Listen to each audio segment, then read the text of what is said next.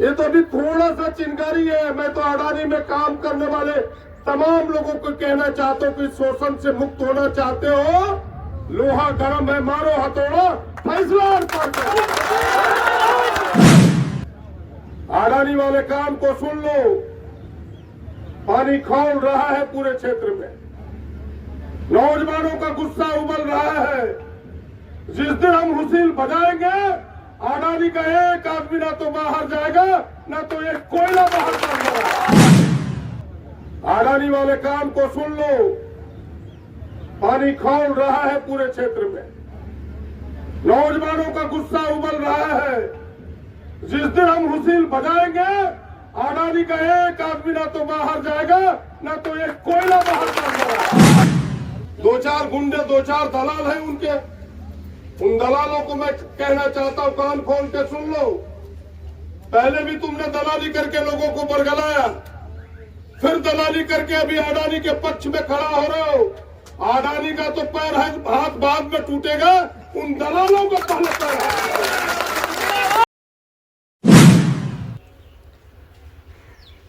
ये वक्त भाषण का तो नहीं है। इस वक्त को एहसास करने की जरूरत है कि हमारे साथ क्या हो रहा है। और मुझे बेहद तकलीफ है। सबको पता है, केवल गोड्डा के ही नहीं, इस आसपास के लोगों को नहीं, पूरा देश को पता है कि भाई अडानी दुनिया में अगर 10 शक्तिशाली कोई कॉर्पोरेट घराना तो उसमें से एक है। और उससे लड़ना थोड़ा कठिन है। उसके पास सब चीज है, उनके पॉकेट में, झोली में प्रधानमंत्री है, उनकी झोली में देश का बड़ा खजाना है। जो सिपाही अब मेरे पक्ष में खड़ा है, तुरंत लाठी लेके उसके पक्ष में खड़ा हो जाए। नहीं देहातम पुलिस होती है, गरम मत हम तुरंत तेल लगाते। ये सब चीज कर सकता है, लेकिन जो हक और अधिकार है या जो छोटी सी चीज है हम लोगों की, उसे जब छीनता है तो फिर इतना आक्रोश पैदा होता है कि उसका मुकाबला अडानी से बड़ा पावर भी नहीं कर सकता। और इसलिए जब मैं कल इनकी बात सुना, इन्होंने लिखित मुझे आवेदन दिया। सबको पता है कि भाई हम इन चीजों के खिलाफ रहते हैं, लोगों को न्याय मिले, हम न्याय के समर्थक हैं। ठीक है, लोग कंपनी बैठ गई, कंपनी ने जो वादे किए थे उन वादों को पूरा नहीं किया, उसके लिए अलग फोरम में आपने देखा होगा कि अभी विधानसभा में भी हमने इस विषय को उठाया। उसकी लड़ाई हम इसके दरवाजे पर नहीं लड़ना चाहते, उसकी लड़ाई अलग है। सरकार ने चीफ सेक्रेटरी की अध्यक्षता में कमेटी भी बनाई है जिसकी जांच भी होगी। लेकिन जब मैंने आप सबकी तकलीफ को देखा तो हमें लगा कि एक बार फिर से अडानी के दरवाजे पर हमें जाना होगा, और इसलिए आपके बीच आया हूं। जिस समय मैं उस एग्रीमेंट को देख रहा था, फिर से एक बार दोहरा के मैं आज पढ़ा, हमें लगा कहीं मेरे पढ़ने में भूल चूक तो नहीं हुआ। तो ये बातें स्पष्ट है उसमें, खास करके रैयतों के लिए, कि भाई मुआवजे के अलावे एक परिवार अगर नौकरी लेना चाहता है तो उसकी फैमिली को नौकरी प्रेफर करेंगे, और ना नौकरी लेना चाहे, कोई परिवार में नहीं है, तो उसे 5.5 लाख रुपया देंगे। क्या सही कह रहा हूं कि गलत? ये बात बिल्कुल एग्रीमेंट एमओयू में लिखा हुआ है। और जब कंपनी करे कि नौकरी देंगे तो कंपनी में नौकरी देंगे। हमने कंपनी में Adani company, company means Adani company, दूसरा नहीं। कंपनी मीन्स ये नहीं कि मोतिया में कोई ट्रक एसोसिएशन में उसमें नौकरी दे देंगे। नौकरी तो कहीं भी हो सकता है, हमें कंपनी में नौकरी चाहिए था। लेकिन उस समय भी मैंने पहले ही कहा कि इतनी शक्तिशाली है, इतना मजबूत लोग है कि दबाव बनाता है, हम छोटे लोग हैं, हम झुक जाते हैं। उस समय भी लोगों ने कहा, हमने बात उठाई शासन प्रशासन उसके तरफ खड़ा हो जाता है, हम सब मजबूर हो जाते हैं, लाचार व्यक्ति। हम सबों ने मान करके इसकी ही बात मानते हुए बोला कि नहीं, अडानी का ही पार्ट है। कौन कंपनी था? एनोक जो आउटसोर्सिंग, बोला एनोक अडानी का ही पार्ट है, जबकि पता था कि उसका कोई पार्ट नहीं, वो आउटसोर्सिंग कंपनी है, बिल्कुल स्वतंत्र एजेंसी है। और आप सबको सुनकर आश्चर्य होगा कि उस कंपनी ने अभी कितने के पैसे की कटमनी किया है, तब उसे हटाया है। वो इसकी कंपनी नहीं है। एक तो पहले एनोक में रखा और फिर एनोक से एकाएक बिना मेरे कंसेंट का हटा देना, रातों रात। यह तो मनमानी है। लगता है कि अब ये कॉर्पोरेट घराना नहीं, एक फिर से जमींदार की तरह अपने आप को ट्रीट करता है हम लोगों के साथ। शोषण है ये, इसके विरुद्ध तो लोग आवाज बुलंद करेगा ही, और करना ही चाहिए। और उल्टे केस कर देना। और मैं तो सुनते रहता हूं यहाँ की कहानी कि जो लोग इनके बाहर के लोग हैं, जो इनकी कंपनी में काम करने वाले लोग हैं, वो अलग दर्जे का है। और हमारे लोग जो स्थानीय लोग हैं, जो रैयत लोग हैं, जो स्थानीय नौजवान है, वो अलग दर्जे का, दोयम दर्जे का है। उनके पीने की पानी व्यवस्था अलग, उनके वेतन अलग, उनके बैठने का जगह नहीं, खड़े खड़े काम करो, कोई सुविधा नहीं। ये कैसे हो सकता है? ये तो अभी थोड़ा सा चिंगारी है। मैं तो अडानी में काम करने वाले तमाम लोगों को कहना चाहता हूं कि शोषण से मुक्त होना चाहते हो, लोहा गर्म है, मारो हथौड़ा, फैसला इससे मेरे इशारों को समझो, वरना ये जमींदार है, लात का देवता बात से नहीं मानता। ऐसे लोग हैं ये लोग। बताइए क्या तमाशा है। हम देखिए एक बच्चे से पूछते हैं कि कितना देर काम करेंगे, कि जब 11 घंटा तक कहो कौन नहीं करना चाहिए। हमने 11 घंटा कहो कौन ने, मतलब 12 घंटा। अब वेतन कितना? 11,000, 12,000, बताइए। 8,000, 8,000 बोला ये। और उसका देखिए जो कुर्सी तोड़ रहा है आकर के गुजरात से, उड़ीसा से, बंगाल से, और उसका लाखों लाख रुपया है। जमीन में रहा, धुआं खाएगा मोतिया का लोग, धुआं खाएगा पटवा का लोग, धुआं खाएगा माली गंगा का लोग, सोंडिया का लोग, डुमरिया का लोग।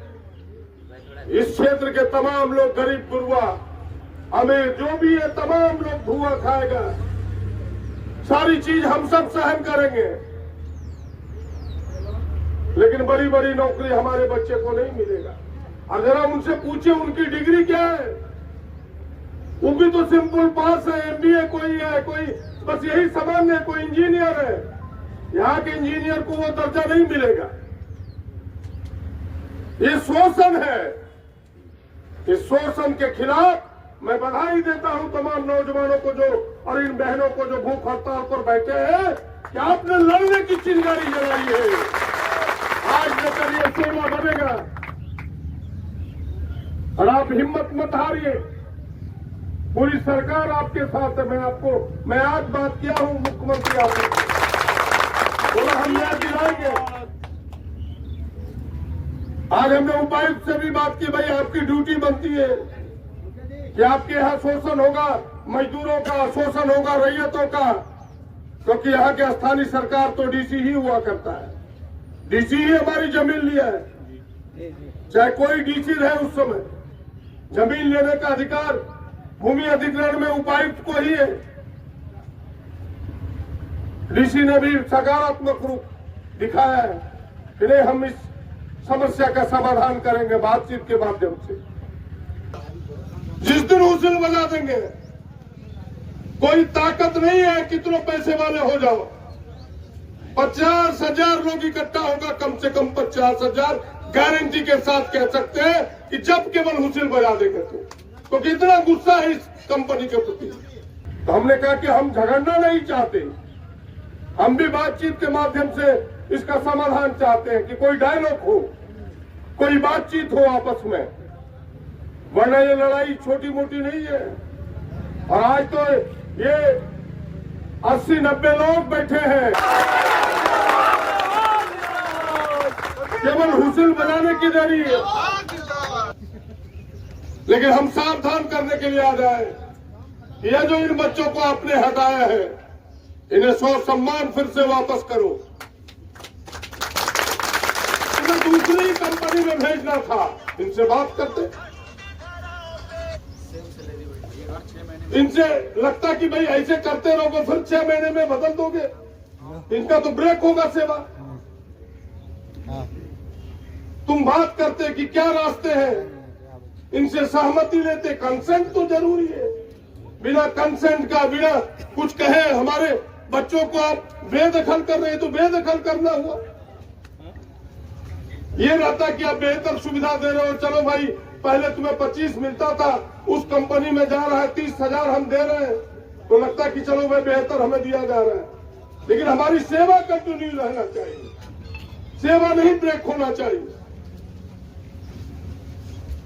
कह रहे कि हमने जिस कंपनी को एनोव को लिया था, कल तक जिस एनोव को अपना मान रहे थे आप, आज कह रहे कि ना वो एनोव ने धोखा दिया, हमने अपने मानचित्र से ही उसको हटा दिया है, कहीं भी अब उसको काम नहीं दे रहे हैं, तो आप हमें अडानी में कन्वर्ट कर दीजिए। दिक्कत क्या है? ना रहेगा, कोई झंझट ही नहीं रहेगा, मानचित्र बना रहेगा, बस हम सीधा उसमें मर्ज कर दीजिए कि भाई हम अडानी में आपको मर्ज करते हैं, हमको कोई तकलीफ नहीं होती, हमारा प्रमोशन उसी में हो जाएगा। ये तमाम चीजें हैं, इसलिए आप सबों ने शालीनता से, और फिर ये एफआईआर करके डराने का क्या ही बताइए कि नौजवानों पर एफआईआर कर दें, केस कर दें, ये डर जाएंगे, लड़ेंगे नहीं। और फिर अपने गुंडों को भी भेजता है, 2-4 गुंडे, 2-4 दलाल हैं उनके। उन दलालों को मैं कहना चाहता हूं, कान खोल के सुन लो, पहले भी तुमने दलाली करके लोगों को बरगलाया, फिर दलाली करके अभी अडानी के पक्ष में खड़ा हो रहे हो। अडानी का तो पैर है, हाथ बाद में टूटेगा, उन दलालों का पहले पैर है। क्या तमाशा किए हुए भाई, कंपनी से किसी को अपनी बात कहने का अधिकार नहीं है, कहेगा ही लोग। उसमें प्रदीप यादव क्यों बीच में आएगा? ये इनके कर्मी है। अब कोई लठेज बन जाए, पुलिस आती, स्वागत है, प्रशासन है, उनको आने का अधिकार है। वो लाठी लेके आए, डंडा लेके आए, बंदूक लेके आए, उनके विरुद्ध तो हम बोल नहीं सकते, उनका काम है शांति करना।